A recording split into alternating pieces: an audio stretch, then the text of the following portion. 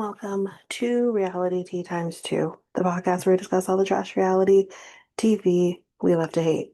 I'm Tanika, and this is the first time that I am actually recording video. So, yeah, this will be exclusive um to Patreon at least for the first week, and then I will most likely put this up on YouTube, Spotify, or anything like that a week afterwards. So that will be there for everybody.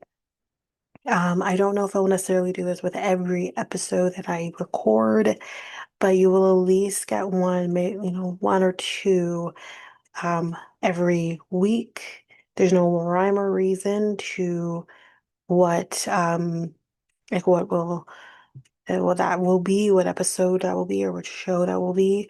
It's just, whatever comes into my mind at that time, I'll be like, okay, yeah, record video, and that's kind of what will happen. So I think the other thing too that I want to mention is I am getting to the point where I am doing Love is Blind, UK. So what I'm thinking of doing, once I start with those episodes, which will maybe be maybe in a few days to a week, you'll kind of expect that. But that will most likely be exclusive to Patreon, at least initially. I may do video for all of those episodes. We'll see. I'll kind of see how that goes. Um, and then um, the audio, anyways, will be released, and maybe some of the videos will be released.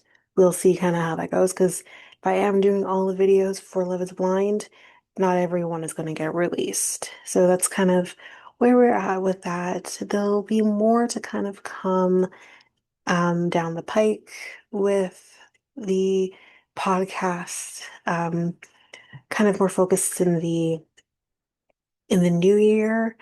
And from there, so there'll be more announcements where that's concerned. But yeah, anyways, that's kind of it. Again, we're in September, so in terms of Patreon, what you can kind of expect, which obviously, um, if you're listening to this on Patreon or watching this on Patreon, you wouldn't have heard the ad in the beginning of the episode. But of course, the true crime podcast, the true crime episode that will be coming in September is going to be the Zodiac one that they recently came out with on Netflix. So that will be coming on Patreon towards the middle of the month. And of course, the free audio will be available um, come towards the middle of the month as well, if you're interested in listening to that before hopping on to the episode. Anyway, just going to bring up my notes here, and we're going to be doing Hunt for Love. Pretty caught up right now with that. So I can't remember which episode this is because I did not write it down. But this is kind of the day with like Jay and everything kind of happens, which I did kind of already talk about in the um in the last episode that I did. So I won't be really talking much about that right now. So, but anyways, so yes, this date with Jay, um, you know, we kind of talked on it, like I said. Nothing else to really mention about this, but she does kind of say that she finds him way too forward.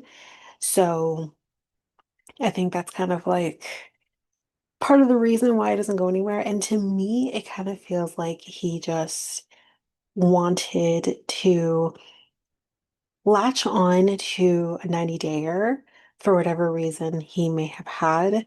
And honestly, it just didn't feel genuine with him. But anyway. Tiffany sees Chantel and Rocky kind of after that. hugging for way too long, she says. And she says, yeah, I may be a little jealous, but like, I'm pretty confident that Carlo is my guy. Whew. I mean, the foreshadowing with this, because as we know, spoiler, if you don't know, um, he ain't it. We'll get to that later. But then we're kind of like watching I think that's some sort of party or something. And we see this woman. She's one of the randos. We see her, and I literally could not help myself. And I said, who the hell is Brittany? Who's Brittany? Where has she been the entire time? Um, Sometimes these randoms just come out of the woodwork and are like, I haven't seen you at all up until like right before this point. Who's Brittany? Anyway, Carlo is like, yeah, like me and Elise, we're great friends. So like I could ask you on a date. This is what Carlo says to Elise. And, he's like, do you want to go on a date like as a friend? Just as a friend. And she says, nah, like maybe like we could hang out, but like I'm not gonna go on a date unless it's a for real date. So then he says, okay, let me go down on one knee because she asked for that, and ask you out on a real date. And the thing is, it's like we just a second ago heard Tiffany say Carlo's her guy. Like she's pretty confident. It's fine that Rocky's talking to Chantel. Like Carlo's my guy. And then two twos, he's asking Elise out on a date. Like what feels like pretty random, honestly. And I'm just like, where does this come from? Why all of a sudden are you interested in Elise? Like I mean, I don't want to go too far ahead here, but I'm very confused by the timeline of like when this happened, how this happened. I'm very confused. Anyway, this does happen though in front of Chantel. And like, I mean, I'm not saying Chantel has like this, she needs to go tell Tiffany. I don't think so. But I mean, you're supposed to be her friend. I mean, for me, if I know some guy that I'm interested in and, he's kind of playing the field, which again, this is what you're here for. But if I know that you're into him, we're getting to the end here, and he all of a sudden now asking Lisa on a date, I would at least bring that to Tiffany's, like, bring that up to her and be like, hey, this is what happened. I just saw this. Like, I don't know. I'm not saying Chantel needs to do that though. I'm just saying. Anyway, then we start playing what we're now calling sexy bingo. And I wanted to barf in my mouth. It's basically just bingo with a twist. We'll kind of get into what the twist is once we kind of get there.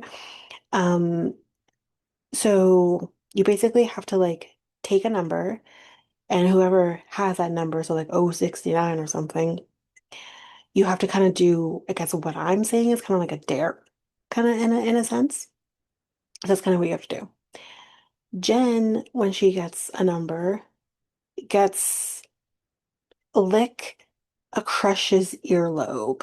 So like clearly this is kind of like, okay, so who is she gonna pick? Is she gonna pick Rob or is she gonna pick Cole? And then like, is that going to piss off either one? Of course it will because they hate each other. So she ends up, I mean, I guess doing the sensible thing and licks a girl's earlobe, a fellow Latina, she says, who I've never seen before.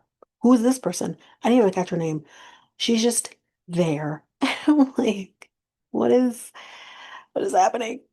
Anyway, Carlo strips and throws his shirt at Tiffany. So let's just break this one down because I'm going to say like, oh, he's playing with fire. I think it was Chantel actually said it. He's playing with fire. So here's the thing. We, as mentioned, Tiffany says, Carlo's my guy. Then we see Carlo asking Elise out on a date randomly out of the blue. Then we see him strip, take the shirt, and doesn't throw it at Elise, but throws it at Tiffany. Oh my God, there's just so much that I can say on Carlo, which is nothing good. And some of it I really want to hold on to until we get to the tell-all. But I'm just like, this guy is garbage. That's what I want to say. That's one of the things I'd like to say. Anyways, Rocky gets one that says massage somebody. Chantel offers herself up as tribute. And he gives her a massage. And like again, with Chantel, I feel like where did this come from? I said it before and I'll say it again. Jalapeno stick, I don't get it. I don't get why anyone finds him attractive. Maybe it's the porn stash for me where I'm just like, ooh, like a 70s porn star. Um, So I don't know if that's maybe why I'm like I don't particularly understand it, but then you see like the structure of his face, and yeah, he looks like jalapeno stick, jalapeno pepper. Um, and if you don't know what I'm talking about, just maybe maybe my editing will let me put like a jalapeno pepper right here. I don't know. If you don't know what I'm talking about, you can definitely Google. But I don't get it. Anyways, she's into it, whatever. Um, Joe ends up doing a body shot off of Elise. Fine. Then we see Rocky twerking. So then I'm thinking, okay, maybe Jalapeno Stick and Chantel would be a perfect match because she loves to twerk. He likes, how to twerk. So maybe they are a match made in heaven. Spoiler alert, they are not. Anyways, um, so the next day after Sexy Bingo, we see Rocky, Chantel, and Rob and Jen are going on their date. So they're kind of going to the same spot together. They're doing the same thing. They're going to be riding jet skis. After the jet skis, with Chantel and Rocky, they go by the bar and get some drinks. Like I'm not going to be talking about Rob and Jen. I personally, A, don't care. B, it was boring. So nothing to really say there. So when we see Chantel and Rocky go back to the bar, um, Chantel, honey, it's so awkward to say the least. They do get some drinks. She orders on Long Island. I don't remember what he ordered, but she then says, I want to pull out my list. What? I mean, I'm happy she didn't pull out like a literal piece of paper with a list or like well, like, what did that guy, Lauren, call it? The girlfriend test? At least it wasn't that.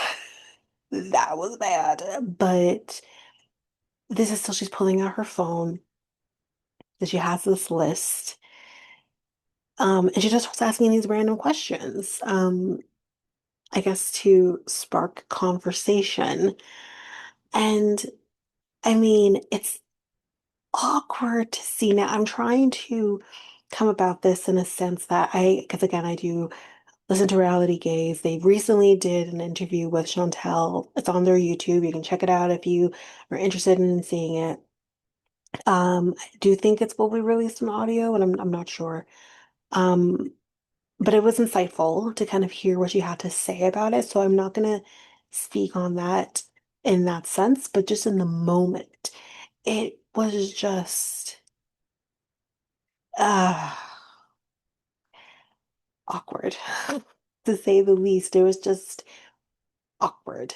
So she starts like asking him if you could visit any place in the world, where would that be? I can't remember what he said, but he answered the question. Okay, he did do that. Then she asks another question, like, what is your favorite childhood memory? And again, these aren't bad questions if you come to them organically, but they're weird to ask because you just have a list of them. It feels like she went on Google and got a list of questions to like break the ice or conversation starters. That's kind of what it feels like.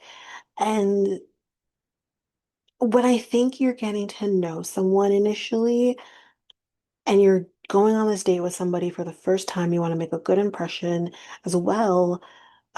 This isn't the time to be pulling out conversation starters. I think if you're actually in a relationship with somebody, you're a little more comfortable with that person, you know their ins and outs, you know their quirks, you know all of that. Then maybe, yeah, you can pull out these kind of conversation starter type questions to, feel like you know a person, but you want to learn more. That I think is okay, but not when you're on a first date with somebody, trying to make a good impression on that person. Um, and vice versa. Like yeah, it wasn't a good choice, and you can tell it wasn't a good choice because he literally asked her, like, "What's up with this list?" You know what I mean? And he kind of in like, and in the moment basically says it feels like it's a safety blanket for her. Um, when like, yeah. Anyway, um, she says that she brought up the list, like when he kind of asked her what's up with this list, because it helps her stay focused and ask questions. Um, again, I do think he's right on the fact that it's a safety blanket. I feel like this is something that she started doing after her divorce. I don't think this was something that she was doing as a young woman, when she first met Pedro or anything like that, or even like, you know. even in the beginning of her dating post-divorce, I think that's something that she's acquired over time because she thinks that she needs to.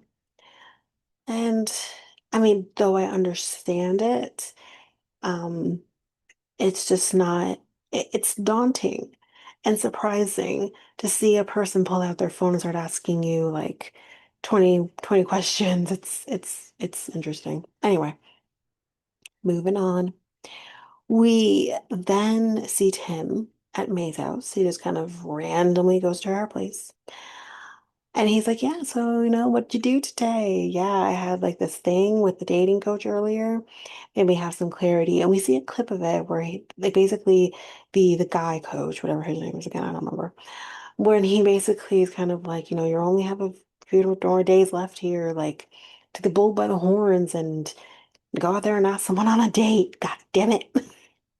Because he hasn't had any luck. But so because he has now this new clarity that he didn't have before, he asks Mayon on a date. And okay, I thought for sure she was going to say no because like I'm thinking she literally turned down Colty because he wasn't physically her type. She wants a man who is driven. She wanted a man who goes to the gym and all of this. That ain't Tim. He's driven, yes, but he's not a gym type. My guy looks like he has an iron deficiency. He doesn't have the strength to go into a gym and kind of come out looking like, I don't know, Jay or something, you know? So I was surprised based on what we know of her type, based on what she said to Colt, that I thought she was going to pick him or say yes to him. And maybe she's thinking, God damn, I only have a little bit of time left myself. Um, so, maybe I should just say yes. I don't know. But anyway, that's basically how that goes. Um, so then we see Carlo and Elise. I guess this would have been, I don't know if this was like after their date or if the date has even happened. I have no clue. But we see her say to him, so about last night, what the fuck happened last night? He's like, it all happened so fast. Yeah, so fast. What happened so fast? And then this girl, without even a thought in the world, I mean, we've all said this at some point to a man, but she says to him, you fucked me good. Whoa. You, wow. Um, see, okay, maybe I'm being mean, but when I look at Carlo, I don't think really good in bed. You know what I mean? He looks like a limp noodle, especially when he's reamed out by people. Can't wait to talk about it. Anyways, um, he's like, yeah, I'm happy it happened. Okay. But she's like, I don't want to be in this like Rob Cole Jen mess. She doesn't want to be in a triangle. Fine. So she's like, where does that leave us? But here's the thing. You have already entered into a triangle by inserting yourself into the triangle with knowing that Carlo and Tiffany have been a thing since basically day one. So you've already inserted yourself into the triangle. So don't pretend like you don't want to be in this mess, as she calls it, the Cole Jen Rob mess. You've already created it. It's happened. Buttercup, you know? Um, but when she asks him, like, where does this leave us? He says, I only want to be with one person. Yeah. So I think that has to be you because I like had sex with you. So it has to be you. Like, duh. Like, I haven't even had sex with her. So it can't be her. Again, it's like, is that how you really feel? Or is that what you think you have to do? Because when you sleep with a woman, you have to pick the one for whom has let you all up in that. I don't know. But he says that he's gonna go talk to Tiffany. And she's like, okay, so like you're gonna go talk to her and then you're gonna come back and fuck me? Sure.